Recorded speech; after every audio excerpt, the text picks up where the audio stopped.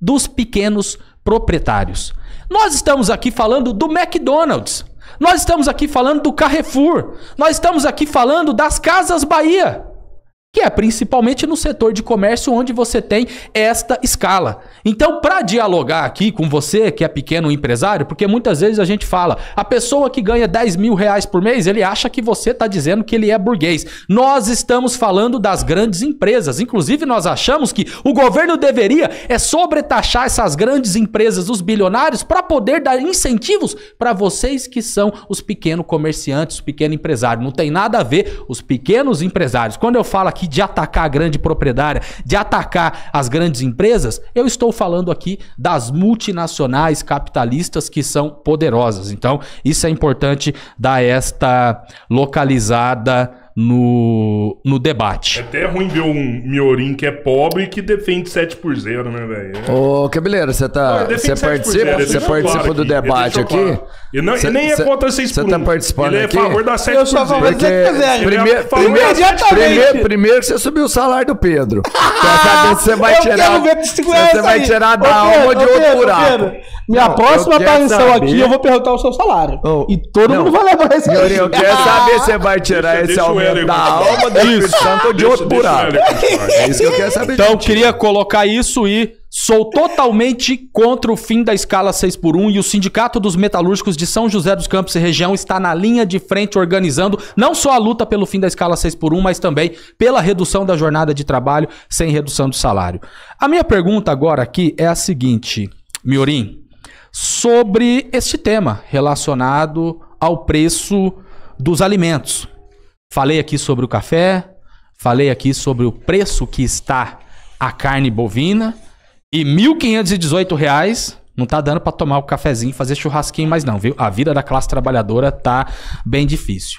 Você concorda com a política do governo federal de conceder os incentivos fiscais, principalmente para essas empresas do agronegócio? Exemplo, no ano passado foram 420 bilhões para as empresas do agro, que prioriza exportar para aumentarem o seu lucro e eles não pensam na classe trabalhadora ou minimamente alimentar a população brasileira. Você concorda? Foram 420 bilhões de incentivos para o agronegócio. Você é a favor ou contra isso?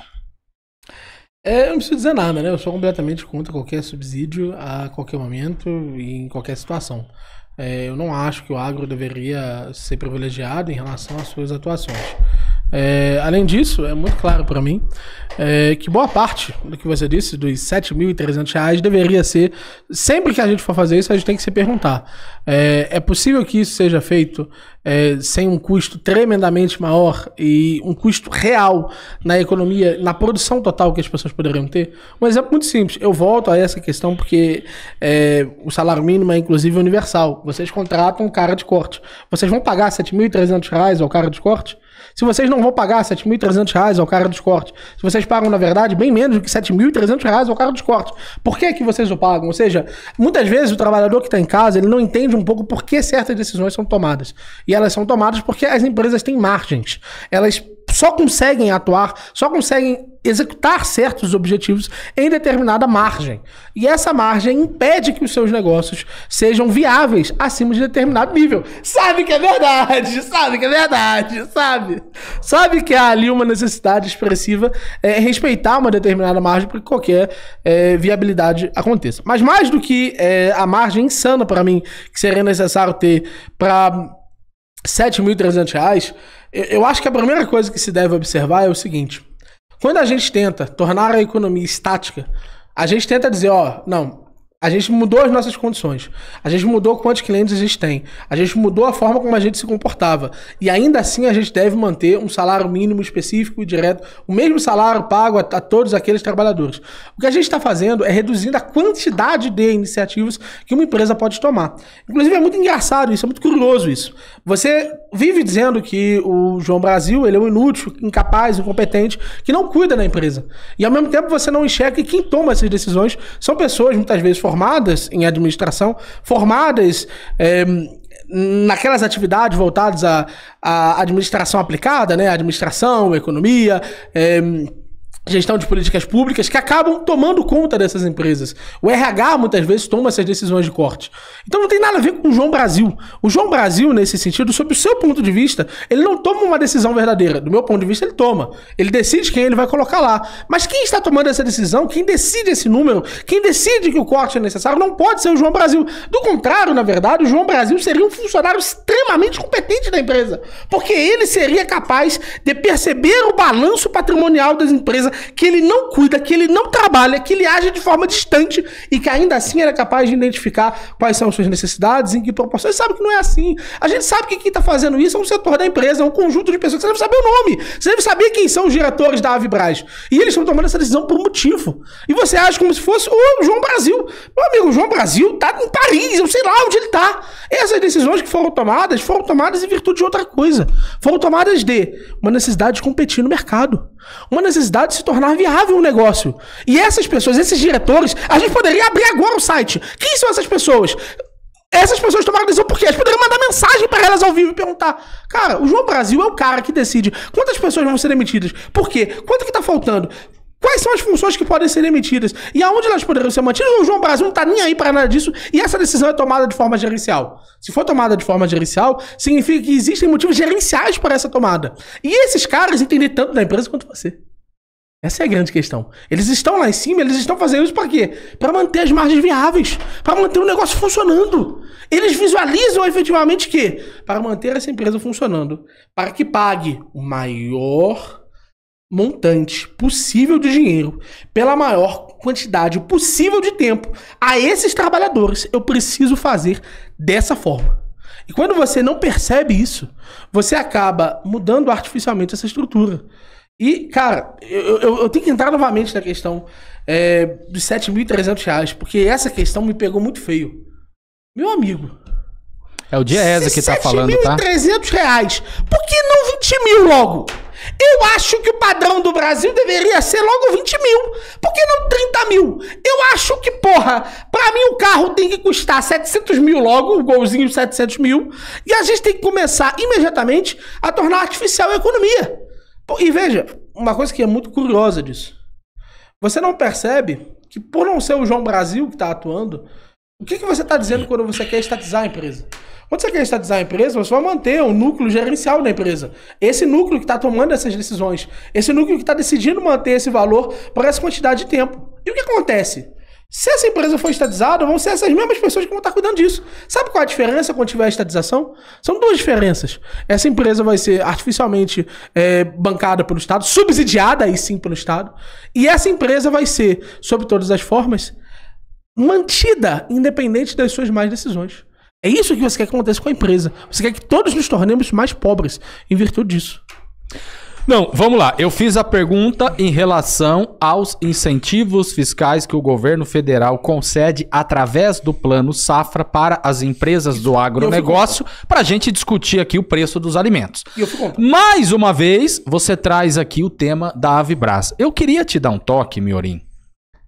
Você tá defendendo o João Brasil. Acho que você nem sabe quem é o João Brasil. Eu falei que o João Brasil... Não, eu defendi o João Brasil. Deixa eu falar. Não, sinceramente, deixa eu falar. Porque essa questão é importantíssima. Mas tem que deixar falar, meu Miorim. Eu tô defendendo o dono da empresa, que eu já competente. Ô, Hélio, sabe que eu não defendi o cara.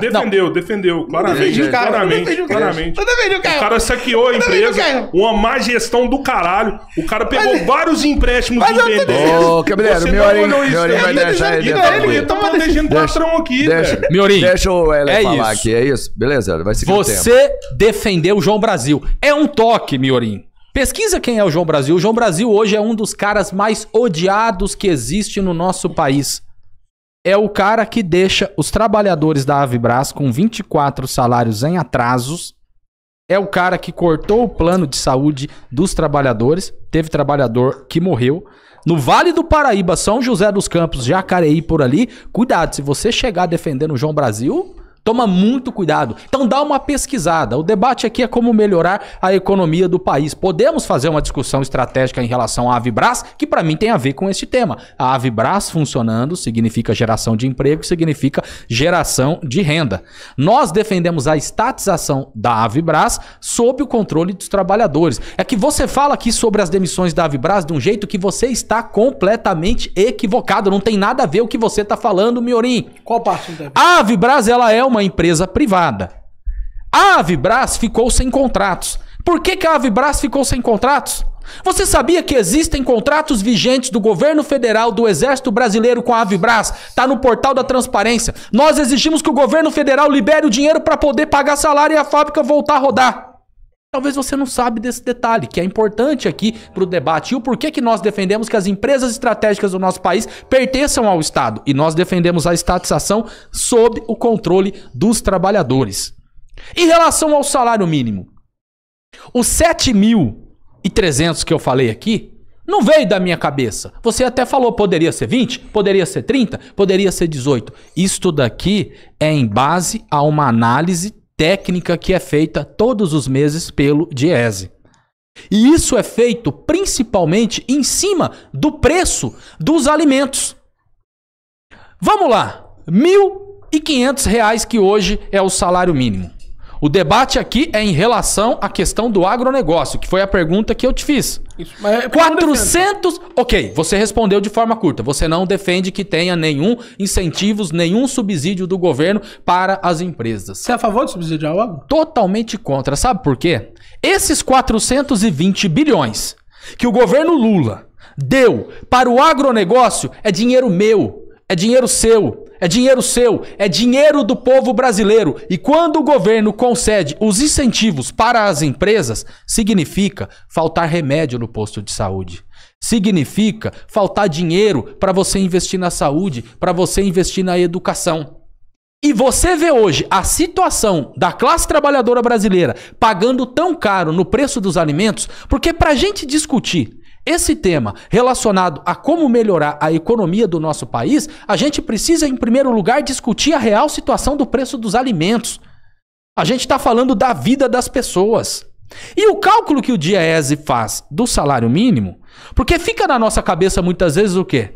Tem que comprar arroz, tem que comprar feijão, tem que comprar óleo, mas precisa comprar também produtos de higiene pessoal, precisa comprar também produtos de limpeza. E dentro de um mês, ganhando esse salário mínimo, não dá nem para comer. A classe trabalhadora está sofrendo bastante. E por quê? Porque nós estamos no sistema capitalista onde o que vale é o lucro.